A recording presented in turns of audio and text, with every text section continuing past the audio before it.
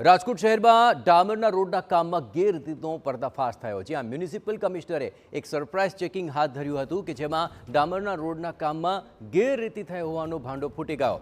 Ward number 11માં આવેલા ભીમનગરમાં ડામરના કામની અંદર લોલમલોલ ચાલી રહી હતી અને ડામરની જાડાઈ તેમજ મટીરીયલ નબળું હોવાનું પણ ચકાસણીમાં ખુલ્યું હતું।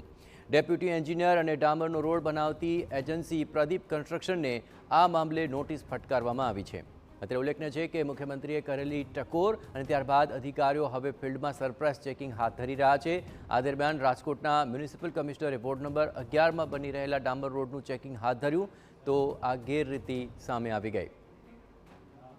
મ્યુનિસિપલ કમિશનરે ડેપ્યુટી એન્જિનિયર IU વસાવા અને કરાર આધારિત એન્જિનિયર દીપક ભોજાણીને નોટિસ ફટકારીને આ મામલે જવાબ માંગ્યો છે। પણ સવાલ એ થઈ રહ્યો છે કે છેલ્લા કેટલા સમયથી ડામરના રોડમાં આ પ્રકારની લોલ ચાલતી આવે છે, તે સૌથી મોટો સવાલ ઉઠી રહ્યો છે।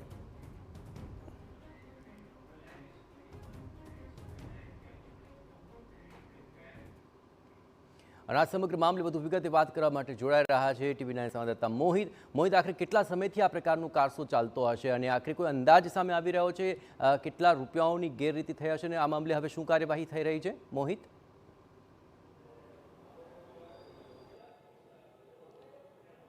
જયેશ, સવાલ એ વાતનો થઈ રહ્યો છે કે જે મ્યુનિસિપલ કમિશનર જે તુષાર સુમેરા છે તે જ્યારે ફિલ્ડમાં ગયા અને ત્યારબાદ પોતે જાત ચકાસણી કરી ત્યારે આ પ્રકારની ગેરરીતિ છે તે સામે આવી છે।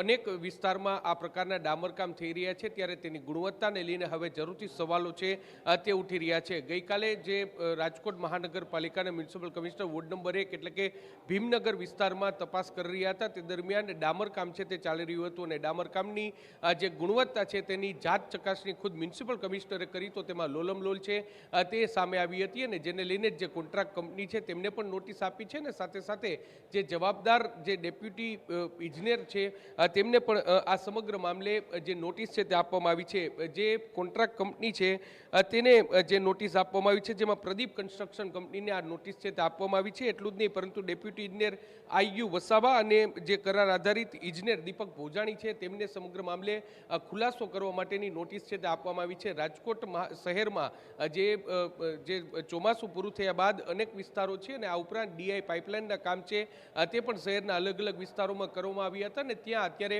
જે પેચવર્ક છે તે કરવામાં આવી રહ્યું છે, ક્યાંક ડામર કામ છે તે કરવામાં આવી રહ્યું છે અને જ્યારે મ્યુનિસિપલ કમિશનર વિઝિટમાં હતા તે દરમિયાન આ ગેરરીતિ છે તે સામે આવી છે ત્યારે કોન્ટ્રાક્ટ કંપનીને નોટિસ છે તે આપવામાં આવી છે। શહેરના અન્ય વિસ્તારોમાં જે કામકાજ ચાલી રહ્યા છે તેમાં પણ તપાસ કરવો ખૂબ જ જરૂર છે કારણ કે ચોમાસાનો પહેલો વરસાદ પડતાની સાથે જ આ પ્રકારના રોડ રસ્તા છે તે તૂટી જતા હોય છે અને તેને કારણે શહેરીજનોને ભારે અગવડતા છે તે પડતી હોય છે। ત્યારે જે ગેરરીતિ સામે આવી છે તેના નોટિસના જવાબમાં કોન્ટ્રાક્ટ કંપની અને ઇજનેરો શું જવાબ આપે છે તે જોવાનું સૌથી મહત્વનું રહ્યું। તાજેતરમાં જ જે રાજ્યના મુખ્યમંત્રી ભૂપેન્દ્ર પટેલ છે તેમના દ્વારા જે તમામ મહાનગરપાલિકાના મ્યુનિસિપલ કમિશનર, મેયર અને સ્ટેન્ડિંગ કમિટીના ચેરમેન સાથેની જે મિટિંગ કરવામાં આવી હતી તેમાં અધિકારીઓની ગેરરીતિ અને અધિકારીઓની કામમાં લોલમલોલને લઈને ટકોર છે તે કરવામાં આવી હતી અને તેને લઈને જ મ્યુનિસિપલ કમિશનર ફિલ્ડમાં પહોંચ્યા ત્યારે આ પ્રકારની ગેરરીતિ સામે આવી છે। ત્યારે જોવાનું રહેશે કે આગામી દિવસોમાં શહેરના અન્ય વિસ્તારોમાં ક્યારે ચેકિંગ થાય છે અને આ પ્રકારની હલકી ગુણવત્તાના કારણે લોકોને જે હાડમારીનો સામનો કરવો પડ્યો છે